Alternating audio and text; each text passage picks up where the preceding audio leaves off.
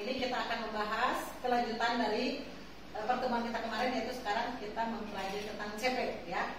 Bagaimana CP itu kemudian menguraikannya ke dalam TP, ATP sampai menjadi modul ajar ya. CP sudah terbuka ya, sudah ada di HP-nya masing-masing. Ini contoh CP. CP kelas 1 atau fase A. Ya. Fase A itu di kelas 1 dan kelas 2. Jadi satu CP untuk 2 kelas. Dari sananya mungkin begini, anak itu sudah di kelas 2, naik kelas, tapi kemampuannya masih di fase A. Bisa saja seperti itu. Ada kan ya anak yang belum belajar baca, yang masih terbata-bata bacanya, kita naikkan, tapi kemampuan dasarnya masih sebetulnya dia ada di fase A, tapi di kelas 1, tapi sekarang dia posisinya sudah di kelas 2, tidak apa-apa. Jadi seperti itu, makanya sekarang tidak ada kata tidak naik kelas. Praktek anak kita yang mengatur ya.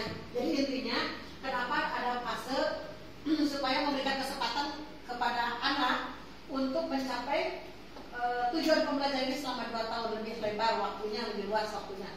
Itu maksud dari adanya pembagian fase itu. Nah ini kan fase A di kelas 1 dan 2. CP-nya ini kalau CP bentuknya adalah seperti wacana yang panjang ya, tanpa titik, tanpa koma dan titik 2. Mengenal dan mencerminkan simbol dan sejarah Pancasila di salah satunya. Nanti ini terbagi dalam beberapa elemen ya. Nah, mengenal simbol sila Pancasila dan lambang Garuda itu masuk ke dalam elemen yang mana? Nanti kita lihat di bawahnya. Ini sudah itu. Nah, jadi capaian pembelajaran itu dibagi dalam beberapa elemen. Nah, tadi sebenarnya kan panjang ya.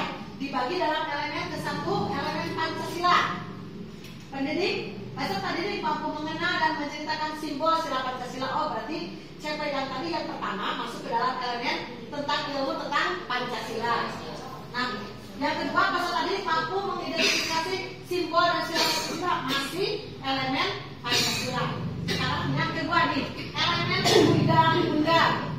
Di CP-nya penjelasannya, peserta didik mampu mengenal aturan di lingkungan keluarga dan sekolah. Itu masuk ke elemen undang-undang dasar. Bagaimana dengan elemen Bhinneka Tunggal Ika?